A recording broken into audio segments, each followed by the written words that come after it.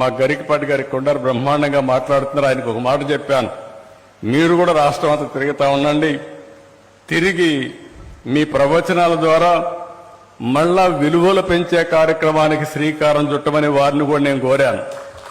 వారు అన్నారు నాతో, నేను ఈ గవర్నమెంట్లో ఇవ్వలేను, నేను ఫ్రీగా తిరుగుతున్నా, నాకు ఇదే ఆనందంగా ఉందంటే, కాదు మీరు ఫ్రీగానే తిరగండి, ఈ స్కూల్స్కి వెళ్ళండి, ఆ పిల్లల్లో ఇలాంటి చైతన్యం తీసుకురమ్మని చెప్పి వారు కోరారు.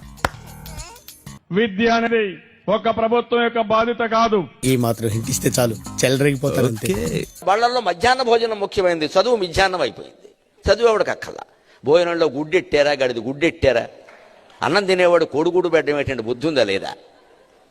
చదువుకోమని లేకపోతే వెళ్ళిపోమని చెప్పండి. కొడుకుడు కోసం వస్తావు నువ్వు?